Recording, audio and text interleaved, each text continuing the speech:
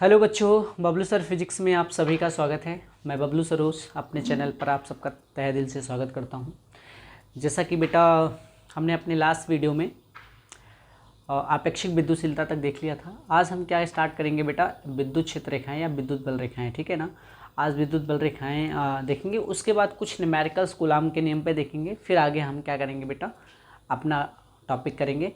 क्योंकि न्यूमेरिकल इसलिए देखेंगे क्योंकि मैंने एक डेरिवेशन करा दिया था कूलाम का नियम का, उस पर न्यूमेरिकल एक दो करना जरूरी है। और फिर उसके बाद हम एनसीईआरटी का लेंगे, ठीक है ना। एनसीईआरटी उठाएंगे, एक तरफ से न्यूमेरिकल उसका सारा कराएंगे, कुमार मित्तल भी क्या करेंगे, एक तरफ से कराएंगे। तो हर किताब का कराएंगे पूरा, आगे क्वेश्चन जो दे रखा है, लेकिन एक दो क्वेश्चन बहुत ज़रूरी है क्योंकि ताकि तुमको आप सबको लगे बेटा कि किस तरह का न्यूमेरिकल कैसे सॉल्व करते हैं, ठीक है ना।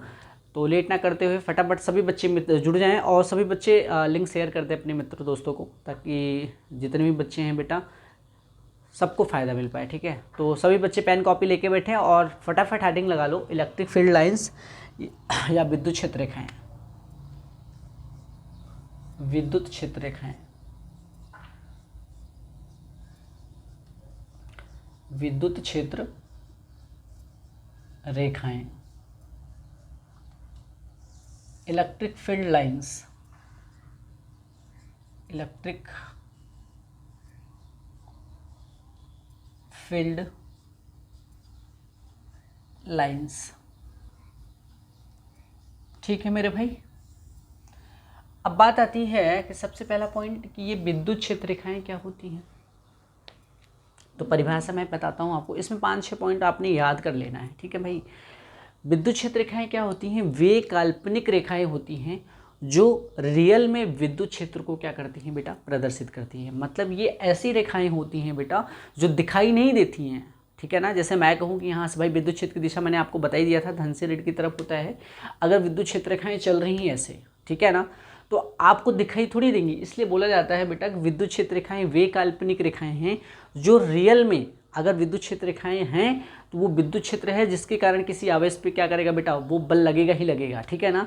तो विद्युत क्षेत्र रेखाएं वे काल्पनिक रेखाएं हैं जो रियल में, वास्तव में विद्युत क्षेत्र को क्या करती हैं, प्रदर्शित करती हैं, ठीक है ना बेटा। तो जहां पर विद्युत क्षेत्र रेखाएं क्या हो रही बेटा, गुजर रही हैं, ठीक है ना, तो वहां पे एक विद्युत क्षेत्र भी होगा जिसके कारण उस विद्युत क्षेत्र के अंदर कोई आवेश आएगा तो मैंने क्या बताया था, वो बल का अनुभव करेगा ही, ठीक है ना। चाहे वो आकर्षण बल हो, चाहे वो प्रतिकर्षण बल हो, ठीक है ना। तो दिखाई तो नहीं देती है विद्युत क्षेत्र रेखाएं, लेकिन क्या होता है बेटा कि ये रियल में विद्युत क्षेत्र को प्रदर्शित करती हैं। तो क्या कहलाती हैं, विद्युत क्षेत्र रेखाएं कहलाती हैं। तो फटाफट पहले डेफिनेशन लिखो भैया कि वे काल्पनिक रेखाएं, मैं बोल रहा हूं आप सबको कि वे काल्पनिक रेखाएं जो वास्तव में विद्युत क्षेत्र को क्या करती हैं बेटा, प्रदर्शित करती हैं, विद्युत क्षेत्र रेखाएं कहलाती हैं। कैसे, अगर मैं लिखना चाहूँ तो भाई बहुत लंबा वीडियो हो जाएगा, तो लिखूंगा नहीं, मैं बोल रहा हूँ, आप लोग कॉपी पेन लेके बैठे हो, लिखें कि भाई वे काल्पनिक रेखाएं जो रियल में, वास्तव में विद्युत क्षेत्र को प्रदर्शित करती हैं, विद्युत क्षेत्र रेखाएं कहलाती हैं, ठीक है। पहला पॉइंट आपने लिख लिया। दूसरा पॉइंट इसका ये कहता है कि ये जो विद्युत क्षेत्र रेखाएं होती हैं ये हमेशा बेटा धन आवेश से प्रारंभ होकर ऋण आवेश पे क्या हो जाती हैं, समाप्त हो जाती है। ये क्वालिटीज़ मैं आपको बता रहा हूँ, ठीक है ना। ये याद रखना, एग्जाम में बहुत सारे पूछे जाते हैं पॉइंट, ठीक है ना। इसी में एक पॉइंट बहुत इंपॉर्टेंट है जो मैं आपको बताऊंगा, उस पर बेटा आपने स्टार बना लेना है क्योंकि एग्जाम में 1-2 नंबर का पूछ लिया जाता है, ठीक है। तो दूसरा पॉइंट क्या कहता है विद्युत क्षेत्र रेखाओं में कि जो विद्युत क्षेत्र रेखाएं होती हैं बेटा, ये धन आवेश से प्रारंभ होकर कहाँ पे समाप्त हो जाती हैं, ऋण आवेश पे समाप्त हो जाती है। मतलब जैसे मैंने कहा भाई कि ये कोई धनावेश है और ये क्या है, हमारा कोई ऋण आवेश है, तो बेटा विद्युत क्षेत्र रेखाएं कहाँ से, धन से निकलेंगी, कहाँ जाएंगी, ऋण आवेश पे खत्म। समझ में आया।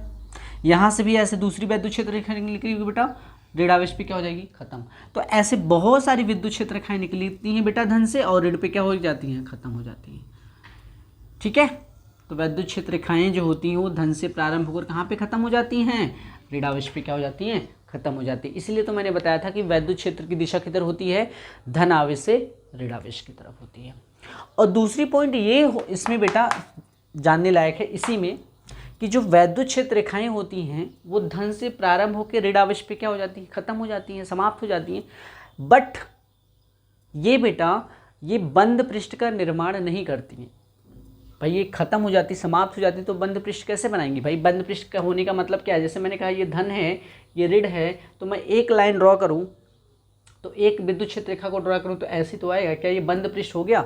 बंद पृष्ठ अब होता जब ये ऋण से कहाँ जाता, धन की तरफ आ जाता, तो पूरा एक बंद पृष्ठ हो जाता ना। तो ये क्या होती है बेटा, विद्युत क्षेत्र रेखाएं क्या होती हैं, बंद पृष्ठ का निर्माण नहीं करती हैं। बस फर्क यही होता है विद्युत क्षेत्र रेखाओं में और चुंबकीय क्षेत्र रेखाओं में कि भैया जो विद्युत क्षेत्र रेखाएं होती हैं, अगर आपसे पूछा जाए कि क्या दोनों में डिफरेंस होता है, तो डिफरेंस आप ये बताओ कि विद्युत क्षेत्र रेखाएं जो होती हैं वो बंद पृष्ठ का निर्माण नहीं करती हैं, लेकिन चुंबकीय क्षेत्र रेखाएं क्या होती थी, वो बंद पृष्ठ का निर्माण करती थी। भाई जब आपको मैं मैग्नेट पढ़ाऊंगा, ये कोई दंड चुंबक है, ये नॉर्थ साउथ पोल है इसका, ये साउथ है, तो यहाँ से जो चुंबकीय क्षेत्र रेखाएं निकलेंगी बेटा कहाँ जाएंगी, साउथ की तरफ जाएंगी। तो यहाँ पे समाप्त नहीं होगा, फिर ये चुंबक के अंदर ये चुंबकीय क्षेत्र रेखाएं साउथ से कहाँ जाती हैं, नॉर्थ की तरफ आ जाती, तो ये एक बंद पृष्ठ का निर्माण कर देती हैं, ठीक है ना। तो इसलिए कहा जाता है कि जो चुंबकीय क्षेत्र रेखाएं होती हैं वो बंद पृष्ठ का निर्माण करती हैं, लेकिन वैद्युत क्षेत्र रेखाएं बंद पृष्ठ का निर्माण नहीं करती हैं। तो ये दूसरा पॉइंट आपने याद रख लेना कि वैद्युत क्षेत्र की दिशा किधर होती है बेटा, धन से ऋण की तरफ होती है। तो मैंने बता ही रखा है कि धन से प्रारंभ होकर कहाँ पे जाती है वैद्युत क्षेत्र रेखाएं, ऋण पे समाप्त हो जाती हैं। इसीलिए ठीक है ना, इसी में लिखेंगे कि इसीलिए यह क्या करती है बेटा, बंद पृष्ठ का निर्माण नहीं करती हैं, ठीक है ना। तो यह क्या करती हैं बेटा, बंद पृष्ठ का निर्माण नहीं करती हैं। कौन नहीं करता है, विद्युत क्षेत्र रेखाएं, ठीक है। 2 पॉइंट हो गए बेटा। तीसरा पॉइंट हमारा ये कहता है, ध्यान से सुनना, तीसरा पॉइंट ये है कि अगर केवल धन आवेश, भाई धन आवेश और ऋण आवेश है तो हमें पता है धन से प्रारंभ होकर ऋण आवेश पे समाप्त हो जाती हैं, लेकिन अगर कहीं पे केवल धन आवेश है तब वैद्युत क्षेत्र रेखाएं कहाँ जाती हैं। तो आपने याद रखना बेटा कि जब केवल क्या होता है, धन आवेश होता है, जब केवल धन आवेश होता है तो बेटा धन से तो क्या निकलती हैं, वैद्युत क्षेत्र रेखाएं प्रारंभ होती हैं तो चलती हैं। अब ये बेटा कहाँ खत्म होनी चाहिए, इसको खत्म तो होती है ऋण आवेश पे। अब ऋण आवेश है नहीं तो हम ऐसा मान लेते हैं कि ये जो वैद्युत क्षेत्र रेखाएं हैं ये धन से प्रारंभ होकर सीधा कहाँ तक जाती हैं, अनंत पे जाके क्या हो जाती हैं, खत्म हो जाती हैं, ठीक है ना। कहाँ पे खत्म हो जाती हैं, अनंत पे जाके खत्म हो जाती हैं। पॉइंट समझ में आया कि अगर धन ऋण है तो धन से प्रारंभ होकर ऋण पे समाप्त, लेकिन अगर केवल धन आवेश हैं तो वैद्युत क्षेत्र रेखाएं जो होती हैं, वैद्युत बल रेखाएं जो होती हैं वो धन से प्रारंभ होकर अनंत पे क्या हो जाती हैं, खत्म हो जाती है, समाप्त हो जाती है। समझ में आया। इसी में चौथा पॉइंट हम क्या देखेंगे भैया, ये तीसरा पॉइंट हो गया हमारा। अब चौथा पॉइंट ये कहता है कि जैसे बेटा केवल धन आवेश था, वैसे अगर मैं मान लूँ केवल ऋण आवेश है, धन आवेश नहीं है, केवल ऋण आवेश है, तो ऋण आवेश में क्या होता है कि वैद्युत क्षेत्र रेखाएं क्या होती हैं, धन से प्रारंभ होकर ऋण पे खत्म होती थी। तो हम ऐसा मानते हैं कि जब केवल ऋण आवेश होता है तो वैद्युत क्षेत्र रेखाएं कहाँ से भैया, अनंत से आती हुई और कहाँ पे खत्म हो जाती हैं, ऋण आवेश पे समाप्त हो जाती हैं। समझ में आया भैया ये चीजें कि भाई अगर केवल ऋण आवेश होगा तो वैद्युत क्षेत्र रेखाएं अनंत से प्रारंभ होकर ऋण आवेश पे समाप्त हो जाती है। अगर धन आवेश होगा तो धन से प्रारंभ होकर कहाँ पे समाप्त होंगी, अनंत पे समाप्त हो जाती है, ठीक है ना बेटा। ये चीज़ें इंपॉर्टेंट है। तो अब यहाँ पे एक चीज़ क्या देखना है कि वैद्युत क्षेत्र रेखाओं की जो दिशा है बेटा वो क्या होती है, प्लस से दूर। वैद्युत क्षेत्र रेखाएं जो होती है वो प्लस आवेश से क्या हो जाती हैं, दूर जाती हैं। क्यों दूर जा रही है, क्योंकि ये यहाँ से प्रारंभ होकर कहाँ पे जा रहे हैं, अनंत। तो धन से क्या हो जाएंगे, वैद्युत क्षेत्र रेखाएं दूर हो जाएंगी। लेकिन अगर वही ऋण आवेश है तो भाई अनंत से प्रारंभ होकर ऋण आवेश की तरफ आती है ना, तो ऋण आवेश की तरफ वैद्युत क्षेत्र आता है और धन आवेश से वैद्युत क्षेत्र क्या हो जाता है, दूर जाता है, ठीक है ना। ये याद रखना कि धन से वैद्युत क्षेत्र रेखाएं क्या हो जाती हैं, दूर जाती हैं, और ऋण आवेश से वैद्युत क्षेत्र रेखाएं उसकी तरफ होती है, उसकी दिशा में आती हैं। समझ में आया, उसी की तरफ होती हैं। तो ये इंपॉर्टेंट पॉइंट है बेटा। जब हम क्या करेंगे, अक्षीय निरक्षीय स्थिति देखेंगे तो वहाँ पे आपको ये आसान रहेगा समझने के लिए, क्योंकि मैंने ये पहले बता दे रहा हूँ, याद रखना, ठीक है। तो ये 3-4 पॉइंट हो गया। और अगला पॉइंट क्या कहता है, अगला पॉइंट ये कहता है कि अगर कोई वैद्युत क्षेत्र रेखाएं हैं उस पर जितने भी बिंदु स्थित हैं, ठीक है ना भाई, अगर कोई वैद्युत क्षेत्र रेखाएं हैं उस पर जितने भी बिंदु स्थित हैं, अगर उस पर कोई स्पर्श रेखा खींचे उस बिंदु पर, तो वह जो स्पर्श रेखा होती है वो वैद्युत क्षेत्र की दिशा को क्या करती है, बताती है, ठीक है। मैंने कहा जैसे कि भाई ये हमारा कोई वैद्युत क्षेत्र रेखा है और इस पर हमने बहुत सारे बिंदु मान लिया। एक बिंदु हमारा ये है, एक बिंदु हमारा ये है, एक बिंदु हमारा ये है, और एक बिंदु हमारा मान लेते ये है, और एक बिंदु हमारा यहाँ पे मान लेते हैं। भाई ये 5 बिंदु मैंने ड्रॉ कर दिया एक वैद्युत क्षेत्र रेखा पे। अब किसी भी वैद्युत क्षेत्र रेखाओं पर स्थित जितने भी बिंदु होती हैं, अगर हमें क्या करना है बेटा, उन सभी बिंदुओं पे क्या खींचे, एक स्पर्श रेखा खींचे, एक टेजेंट खींचे, टेजेंट लाइंस खींचे। तो बेटा वो जो टेजेंट लाइंस होती हैं, मतलब स्पर्श रेखा होती हैं, वो उस बिंदु पर वैद्युत क्षेत्र की दिशा को क्या करती हैं, बताती हैं। ये चीज़ याद रखना, किसी बिंदु पे हमें वैद्युत क्षेत्र की दिशा जाननी है तो उस पर क्या खींचेंगे, एक स्पर्श रेखा। वो स्पर्श रेखा क्या हो जाएगी, वैद्युत क्षेत्र की दिशा। और वैसे वैद्युत क्षेत्र की दिशा किधर होती है बेटा, धन से ऋण की तरफ होती है, तो धन से ऋण की तरफ इसकी दिशा होती है। लेकिन अगर किसी बिंदु पे जानना है तो क्या करेंगे, वो स्पर्श रेखा खींचेंगे, तो वो स्पर्श रेखा क्या बताएगी, वैद्युत क्षेत्र की दिशा को बताएगी। जैसे मैंने कहा कि यहाँ पे मुझे जानना है तो मैं क्या करूँगा, एक स्पर्श रेखा खींचूंगा, वैद्युत क्षेत्र की दिशा ये। यहाँ पे जानना तो एक स्पर्श रेखा ऐसे खींच दिया, यहाँ पे जानना तो एक स्पर्श रेखा ऐसे खींचेंगे, ठीक है ना भैया, ऐसे तो खींचेंगे। एक स्पर्श रेखा यहाँ पे खींचेंगे तो ये वैद्युत क्षेत्र की दिशा हो गई, ठीक है ना भैया। तो कहने का मतलब जिस बिंदु पे हम क्या करना है बेटा, हमें दिशा पता करना है, उस बिंदु पर स्पर्श रेखा खींचेंगे, वो स्पर्श रेखा क्या बताएगी, उस बिंदु पर वैद्युत क्षेत्र की दिशा को क्या करती है, बताती है, ठीक है ना। नेक्स्ट पॉइंट हमारा क्या आता है भाई, नेक्स्ट पॉइंट हमारा ये आता है कि अगर दो वैद्युत क्षेत्र रेखाएं हैं, याद रखना, दो वैद्युत क्षेत्र रेखाएं एक दूसरे को कभी भी प्रतिच्छेदित नहीं करती हैं, मतलब काटती नहीं हैं। अब भाई अगर काटेंगी तो काटेंगी बेटा, तो हमेशा याद रखना उस कटान बिंदु पर, उस प्रतिच्छेदन बिंदु पर विद्युत क्षेत्र की दो दिशाएं प्राप्त होंगी। दो दिशाएं कैसे प्राप्त होंगी, दो स्पर्श रेखा खींच सकते हैं। जैसे भाई मैं ऐसे कहा एक स्पर्श, ये भाई एक वैद्युत क्षेत्र रेखा ये है, एक वैद्युत क्षेत्र रेखा ये है। भाई ये दोनों एक दूसरे को कहाँ कट कर रही हैं, यहाँ पे कट कर रही हैं। ये मान लेते कोई बिंदु भी है, तो एक स्पर्श रेखा तो हम ऐसे खींच सकते हैं, एक स्पर्श रेखा ऐसे खींच सकते हैं। तो वैद्युत क्षेत्र की दिशा अगर मैं देखना चाहूँ तो बेटा मैंने अभी बताया कि जो स्पर्श रेखा खींचते हैं वो वैद्युत क्षेत्र की दिशा को बताती है। तो इसका मतलब यहाँ पे एक वैद्युत क्षेत्र की दिशा इधर हो गई, एक वैद्युत क्षेत्र की दिशा इधर हो गई। तो किसी एक बिंदु पर एक ही क्वांटिटी की दो दिशा कैसे पॉसिबल हो सकती है, हो सकती है क्या, ऐसा नहीं हो सकता। तो आपने याद रखना कि दो वैद्युत क्षेत्र रेखाएं एक दूसरे को कभी भी काटती नहीं हैं, और ऐसा करेंगी तो उस कटान बिंदु पर, उस प्रतिच्छेदन बिंदु पर वैद्युत क्षेत्र की दो दिशा प्राप्त होगी, जो कि संभव नहीं है। और ये पॉइंट एग्जाम में कई बार पूछा गया है, तो स्टार बना लेना। ये चीज़ एग्जाम में ऐसे पूछा था कि दो वैद्युत क्षेत्र रेखाएं एक दूसरे को क्यों नहीं काटती, 1 नंबर का क्वेश्चन। अब आपको आंसर क्या लिखना है कि दो वैद्युत क्षेत्र रेखाएं एक दूसरे को इसलिए नहीं काटती हैं क्योंकि भाई जहाँ काटेंगी वहाँ कटान बिंदु या प्रतिच्छेदन बिंदु पर वैद्युत क्षेत्र की दो दिशाएं प्राप्त होंगी, मतलब दो स्पर्श रेखा खींची जा सकती है तो दो दिशाएं प्राप्त होंगी, जो कि संभव नहीं है, ठीक है ना। ये भी पॉइंट आपने लिख लेना। क्या मैंने बताया कि दो वैद्युत क्षेत्र रेखाएं एक दूसरे को कभी भी काटती नहीं हैं, ऐसा करने पर कटान बिंदु या प्रतिच्छेदन बिंदु पर वैद्युत क्षेत्र की दो दिशा प्राप्त होगी, जो कि संभव नहीं है, ठीक है मेरे भाई, ठीक है। नेक्स्ट पॉइंट हमारा क्या आता है, अभी मैं फिर एक बार बोल दूंगा, आपको टाइम दे दूंगा लिखने के लिए, ठीक है, आप परेशान ना हो, ठीक है। मैं एक बार फिर 3-4 मिनट लगेगा, मैं लिखा दूंगा सारे पॉइंट फिर से, ठीक है। तो जो बच्चा लिख पा रहा है तो अच्छी बात है, नहीं लिख पा रहा है तो फिर मैं ये टॉपिक खत्म होती है आपको लिखा दूंगा, ठीक है। अगला पॉइंट क्या कहता है भैया, अगला पॉइंट ये कहता है कि अगर भैया वैद्युत क्षेत्र रेखाएं, अगर जिस स्थान पर वैद्युत क्षेत्र रेखाएं पास पास हैं, ठीक है ना, पास पास हैं, तो वहाँ पे जो क्षेत्र होगा वो प्रबल वैद्युत क्षेत्र होगा। अगर वैद्युत क्षेत्र रेखाएं थोड़ा दूर दूर हैं तो वहाँ पे जो वैद्युत क्षेत्र होगा दुर्बल वैद्युत क्षेत्र होगा। समझ में आया भैया। देखो जैसे मैंने कहा कि भाई ये कोई वैद्युत क्षेत्र रेखाएं हैं, ऐसे पास पास हैं, ठीक है ना, पास पास हैं, तो इसका मतलब यहाँ पे जो क्षेत्र होगा वो प्रबल विद्युत क्षेत्र या वैद्युत क्षेत्र होगा, प्रबल विद्युत क्षेत्र या वैद्युत क्षेत्र होगा, ठीक है ना भैया। प्रबल का मतलब क्या होता है, स्ट्रॉन्ग वैद्युत क्षेत्र होगा। जब वैद्युत क्षेत्र स्ट्रॉन्ग होगा तो फोर्स भी क्या करेगा, ज़्यादा तेजी से लगाएगा, ठीक है ना। और अगर जहाँ कहीं भी वैद्युत क्षेत्र रेखाएं दूर दूर होती हैं बेटा, तो वहाँ पे कौन सा क्षेत्र होता है, दुर्बल वैद्युत क्षेत्र होता है। कौन सा, दुर्बल वैद्युत क्षेत्र होता है। अब दुर्बल, अगर हमारा वैद्युत क्षेत्र वीक है तो लगने वाला बल का भी मान क्या हो जाएगा, वीक हो जाएगा। समझ में आया कि नहीं है।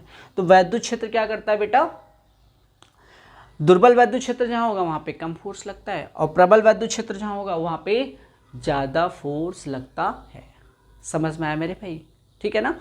तो जहाँ पे वैद्युत क्षेत्र रेखाएं पास पास होती हैं वो प्रबल वैद्युत क्षेत्र, जहाँ दूर दूर होती हैं दुर्बल वैद्युत क्षेत्र। लेकिन अगर मैं कह दूं कि जो ये वैद्युत क्षेत्र रेखाएं हैं ये एक दूसरे के समांतर है, उनके बीच का ये जो डिस्टेंस है सभी वैद्युत क्षेत्र रेखाओं की समान है, तो ऐसे वैद्युत क्षेत्र को हम क्या कहते हैं भैया, एक समान वैद्युत क्षेत्र रेखा, एक समान वैद्युत क्षेत्र कहते हैं। क्या कहते हैं भैया, एक समान वैद्युत क्षेत्र कहते हैं। क्या मैंने बताया कि अगर बहुत सारी वैद्युत क्षेत्र रेखाएं हैं, वो एक दूसरे के पैरेलल हैं, लेकिन उनके बीच का जो डिस्टेंस है, डिस्टेंस, ठीक है ना, एक वैद्युत क्षेत्र ये, एक वैद्युत क्षेत्र रेखाएं ये एक दूसरे के पैरेलल है, लेकिन इनके बीच का डिस्टेंस क्या है, समान है, ठीक है ना, ऐसे अगले की भी है, ऐसे अगले की भी है, तो इसका मतलब यहाँ पे जो वैद्युत क्षेत्र होगा वो एक समान वैद्युत क्षेत्र कहलाता है। समझ में आया भाई, ठीक है ना, तो ये एक समान वैद्युत क्षेत्र कहलाता है, ठीक है। ये कुछ पॉइंट्स थे बेटा जो आपको बहुत इंपॉर्टेंट थे, आपको याद ही करने पड़ेंगे। पहला पॉइंट मैं फिर से रिकॉल करा देता हूँ, सभी बच्चे फिर से लिख लें। पहला पॉइंट कि वे काल्पनिक रेखाएं जो वास्तव में, जो रियल में वैद्युत क्षेत्र को प्रदर्शित करती हैं, वैद्युत क्षेत्र रेखाएं कहलाती हैं। दूसरा पॉइंट लिखना है बेटा कि वैद्युत क्षेत्र रेखाएं या वैद्युत बल रेखाएं धन आवेश से प्रारंभ होकर ऋण आवेश पर समाप्त हो जाती हैं, इसीलिए यह रेखाएं बंद पृष्ठ का निर्माण नहीं करती हैं। तीसरा पॉइंट आपने लिखना है बेटा कि जब केवल धन आवेश होता है, क्या बेटा, जब केवल धन आवेश होता है तो वैद्युत क्षेत्र रेखाएं धन से प्रारंभ होकर कहाँ पे समाप्त होती हैं, अनंत पे समाप्त होती हैं, तथा जब केवल ऋण आवेश होता है तो वैद्युत क्षेत्र रेखाएं ऋण आवेश अनंत से प्रारंभ होकर कहाँ पे समाप्त हो जाती हैं, ऋण आवेश पे समाप्त हो जाती हैं। और चौथा पॉइंट आपको क्या लिखना है बेटा कि भैया कि अगर कोई वैद्युत क्षेत्र रेखा है, वैद्युत क्षेत्र रेखा पर स्थित प्रत्येक बिंदु पर, वैद्युत क्षेत्र रेखा पर स्थित प्रत्येक बिंदु पर खींचा गया स्पर्श रेखा उस बिंदु पर वैद्युत क्षेत्र की दिशा को बताता है या प्रदर्शित करता है। नेक्स्ट पॉइंट क्या लिखेंगे बेटा कि दो वैद्युत क्षेत्र रेखाएं एक दूसरे को कभी भी काटती नहीं हैं ऐसा करने पर, क्योंकि ऐसा करने पर कटान बिंदु या प्रतिच्छेदन बिंदु पर वैद्युत क्षेत्र की दो दिशा प्राप्त होगी, जो कि संभव नहीं है। नेक्स्ट पॉइंट, जहां पर वैद्युत क्षेत्र रेखाएं पास पास होती हैं, ठीक है ना, वो प्रबल वैद्युत क्षेत्र होता है, तथा जहां पे क्या होती है वैद्युत क्षेत्र रेखाएं दूर दूर होती हैं वो दुर्बल वैद्युत क्षेत्र होता है। लेकिन जहां पर वैद्युत क्षेत्र रेखाएं एक दूसरे के समांतर होती हैं तथा उनके बीच का जो डिस्टेंस होता है, दूरी होती है, वो क्या होती, समान होती, तो वो जो वैद्युत क्षेत्र होता है वो एक समान वैद्युत क्षेत्र होता है, ठीक है ना भाई। और एक पॉइंट आपको ये हमेशा याद रखना है कि जो हमारा वैद्युत क्षेत्र है बेटा, वैद्युत क्षेत्र को हम बेटा ई या वैद्युत क्षेत्र की तीव्रता कह लें, ठीक है ना। बाद में हम वैद्युत क्षेत्र को ऐसे लिखेंगे बेटा, वैद्युत क्षेत्र की तीव्रता ना बोल के क्या कहेंगे, वैद्युत क्षेत्र ही, लेकिन किससे डिनोट करते हैं, ई से करते हैं। तो इसका मतलब याद रखना कि जो हमारा ई है, वैद्युत क्षेत्र जो होता है वो किसी भी धन आवेश पर, किस आवेश पर मेरे बच्चे, धन आवेश पर हमेशा याद रखना अपनी दिशा में, अपनी ही दिशा में कह लें, अपनी दिशा की दिशा में, चाहे अपनी ही दिशा में, वैद्युत क्षेत्र की दिशा किधर होती है, धन से ऋण आवेश की तरफ। तो वैद्युत क्षेत्र क्या करता है, किसी भी धन आवेश पर अपनी ही दिशा में, किसकी दिशा में भाई, अपनी ही दिशा में, अपनी दिशा में क्या करता है, बल आरोपित करता है, बल आरोपित करता है, किस पे, धन आवेश पर, ठीक है भाई। ये पॉइंट इंपॉर्टेंट है, याद रखना कि जो वैद्युत क्षेत्र होता है, ठीक है ना, वो किसी धनावेश पर अपनी ही दिशा में बल आरोपित करता है, मतलब इसकी दिशा किधर होती है, धन से ऋण की तरफ, तो धन से ऋण की तरफ ही क्या करता है, अपनी ही दिशा में बल लगाता है, किस पर, धनावेश पर। लेकिन अगर मैं कह दूं कि अगर कोई ऋण आवेश है तो ऋण आवेश पर जो वैद्युत क्षेत्र होता है अपनी दिशा के विपरीत दिशा में, अपनी दिशा के विपरीत दिशा में, जिस दिशा में वैद्युत क्षेत्र की दिशा होगी उसके विपरीत दिशा में क्या करता है बेटा, बल आरोपित करता है। ये पॉइंट बहुत इंपॉर्टेंट है कि धन आवेश पे वैद्युत क्षेत्र अपनी दिशा में बल लगाता है, ऋण आवेश पे वैद्युत क्षेत्र अपनी दिशा के विपरीत दिशा में क्या करता है मेरे बच्चे, बल लगाता है, ठीक है भाई। इतनी सारी चीज़ें आपने याद रख लेना है, ठीक है ना। तो यहाँ पे हमारा टॉपिक खत्म होता है कि विद्युत क्षेत्र रेखाएं क्या होती हैं, ये बहुत इंपॉर्टेंट है। अब हम क्या करेंगे, कुछ न्यूमेरिकल्स कर लेते हैं, एक दो न्यूमेरिकल, ठीक है ना, जो कूलाम के नियम पे न्यूमेरिकल्स हैं उसको देख लेते हैं, एक दो न्यूमेरिकल ही देखेंगे। उसके बाद हम क्या करेंगे मेरे बच्चे, फिर हम क्या करेंगे, कुमार मित्तल, जैसे ही चैप्टर खत्म होता है कुमार मित्तल का किताब उठाएंगे और फिर उसके बाद और भी जितनी बुक हैं सबसे न्यूमेरिकल आपका करा दूंगा। कुमार मित्तल एनसीईआरटी जो भी है सबसे करा दिया जाएगा। अब देखो ध्यान से, अब हमने क्या किया बेटा कि फॉर्मूले तो मैंने कितने पढ़े हैं भाई, मैंने आपको फॉर्मूला ये पढ़ाया, एक फॉर्मूला तो ये पढ़ाया मैंने आपको स्टार्टिंग में, क्यू बराबर क्या, प्लस माइनस यानी आवेश का क्वांटीकरण का सिद्धांत या क्वांटमीकरण का सिद्धांत। और नेक्स्ट कूलाम का नियम होता है बेटा क्या, 1/4 पाई एप्सिलॉन 0 Q1 Q2 बटे क्या मेरे बच्चे आर स्क्वायर होता है। भाई ये जो बल है बेटा ये निर्वात या वायु में दो बिंदु आवेशों के बीच लगता है, लेकिन कोई अलग माध्यम है वायु और निर्वात को छोड़ के, तो बल का मान मैंने आपको बताया था यहाँ पे Fm हो जाता है बराबर 1/4 pi epsilon not into capital के आ जाता है। कैपिटल क्या होता था बेटा, उस माध्यम का परावैद्युतांक होता था, या अपेक्षिक विद्युतशीलता मैंने पढ़ाया है आपको, तो उस पर बल इतना लगेगा, ठीक है ना बेटा। उसके बाद ये तीसरा फार्मूला होगा। चौथा फार्मूला मैंने आपको ये भी बताया था कि भाई E इक्वल टू क्या होता है F/Q0 होता है, ठीक है मेरे बच्चे, ये चीज़ें बताया था। अब इस पर सवाल कैसे करते हैं, कर लेते हैं, एक दो सवाल कर लेते हैं। उसके बाद देखो भाई क्वेश्चन में फर्स्ट क्वेश्चन देख रहा हूँ, बस छोटा सा क्वेश्चन है, दिया है C612 के नाभिक पर आवेश का मान कूलाम में ज्ञात कीजिए। देखो कार्बन 6 और 12 के नाभिक पर, ये क्वेश्चन है, के नाभिक पर क्या भैया क्या बोला है, नाभिक पर आवेश का मान आपको निकालना है कूलाम में, आवेश का मान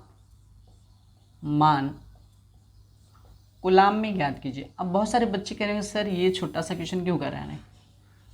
भाई मैं पहला फार्मूला पढ़ाया था इसलिए करा रहा हूँ, इसको कराना नहीं चाहिए क्योंकि आपने कक्षा 10 में भी इसको कर रखा होगा। कूलाम में ज्ञात कीजिए, ठीक है ना भाई।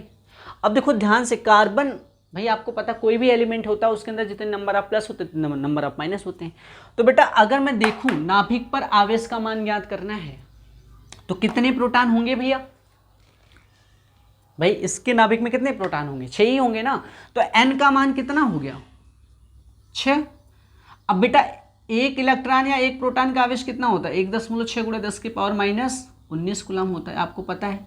बस इलेक्ट्रॉन का जो आवेश होता है वो ऋण में होता है, प्रोटॉन का धन में होता है, लेकिन हम फार्मूले में नहीं लेते हैं क्योंकि हमें उसका आंकिक मान चाहिए। तो Q बराबर क्या फार्मूला होता है Ne होता है। n का मान क्या है 6 और E का मान 1.6 × 10⁻⁻ क्या मेरे भाई 19।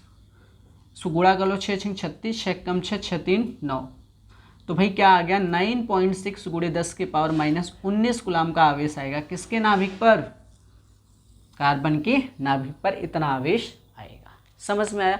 ये इस टाइप का क्वेश्चन आपको हम नहीं कराऊंगा। अब मैं थोड़ा सा कूलम के नियम पर थोड़ा सा क्वेश्चन का लेवल बढ़ाता हूँ, ठीक है, तो वो क्वेश्चन मैं कराता हूँ आपको। अगला क्वेश्चन देखो कूलम के नियम पे। कूलम का नियम क्या कहता है, ध्यान से सुनना। कूलम के नियम पे क्वेश्चन मैं आपको करा दे रहा हूँ। कह रहा है बेटा 1.6 × 10⁻⁻10 मीटर की दूरी पर स्थित दो प्रोटॉनों के बीच विद्युत बल कितना होगा। मैं क्वेश्चन लिख लेता हूँ कि 1.6 × 10⁻⁻10 मीटर की दूरी पर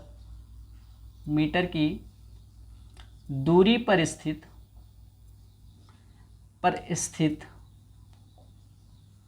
दो प्रोटॉनों के बीच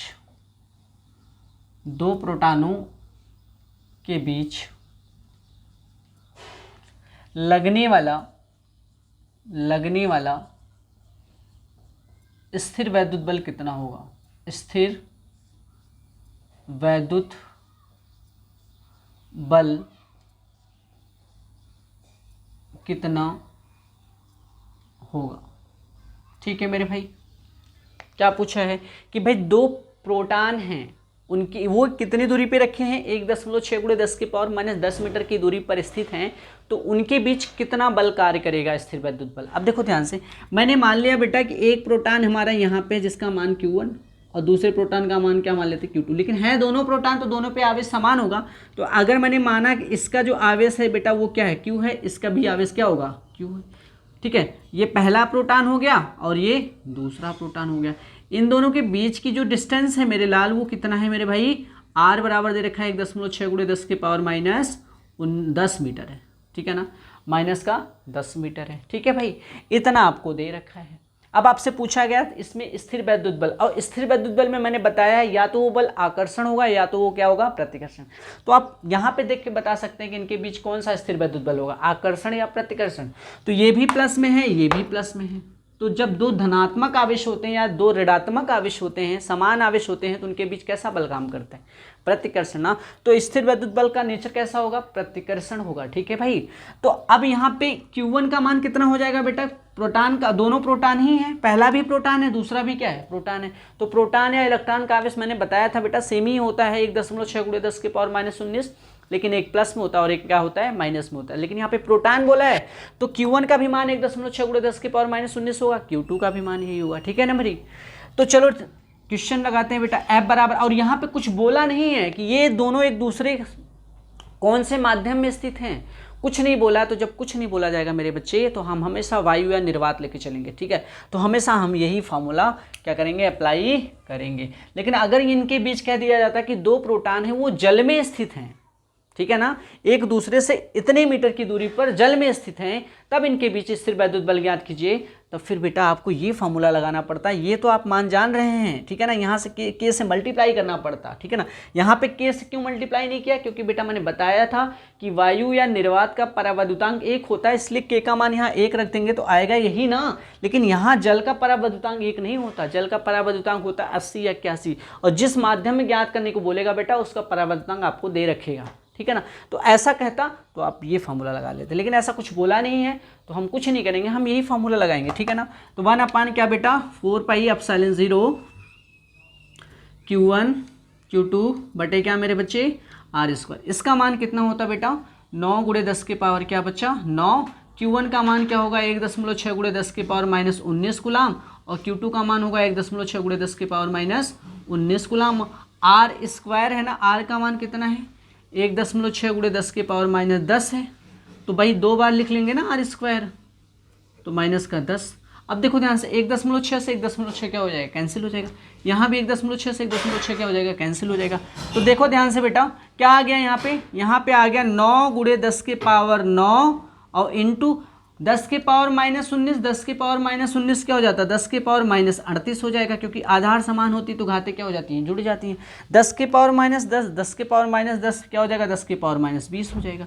बेटा इसको ऊपर ले जाएंगे तो क्या हो जाएगा, 9 × 10 की पावर, ये 9 तो है ही है, और ये 10 की पावर -20 ऊपर जाएगा तो प्लस का 10 की पावर 20 हो जाएगा, और इंटू बेटा 10 की पावर क्या है हमारा, -38 है। अब देखो क्या आ जाएगा मेरे बच्चे, F बराबर आ जाएगा, इसको जोड़ लीजिए भाई, 9 और गुणे भाई, यहाँ आधार 10 है, यहाँ भी आधार 10 है, यहाँ भी आधार 10 है, तो 20 9 29 हो जाएगा, क्योंकि जुड़ जाएगा, और -38, तो -38 में से 29 घटाओगे बेटा तो कितना आ जाएगा, -9 ही आ जाएगा ना भाई, ठीक है ना।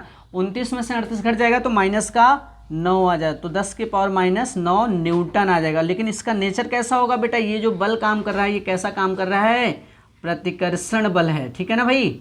क्यों प्रतिकर्षण है, क्योंकि मैंने आपको बताया था कि समान आवेशों के बीच होता है प्रतिकर्षण, विपरीत आवेशों के बीच होता है आकर्षण, ठीक है। तो आशा करते हैं ये चीज़ें आप सबको समझ में आया होगा। तो फिर आज के लिए बस इतना ही करते हैं, फिर आगे हम क्या करेंगे बेटा, आगे अगला डेरिवेशन करेंगे। तब तक के लिए धन्यवाद, मिलते हैं नेक्स्ट वीडियो में, ठीक है। और अगर आप हमारे चैनल पर नए हैं तो लाइक और सब्सक्राइब या बेल आइकन का बटन ज़रूर प्रेस कर लें, ताकि कोई भी वीडियो अपलोड हो बेटा उसका नोटिफिकेशन आपको मिल जाएगा। और बेटा सारी क्लासेस, सारा सिलेबस कंप्लीट कराया जाएगा, लेकिन आप हमारे चैनल पर बने रहें, ठीक है। रोज़ का रोज़ वीडियो पड़ेगा, ठीक है बेटा। धन्यवाद।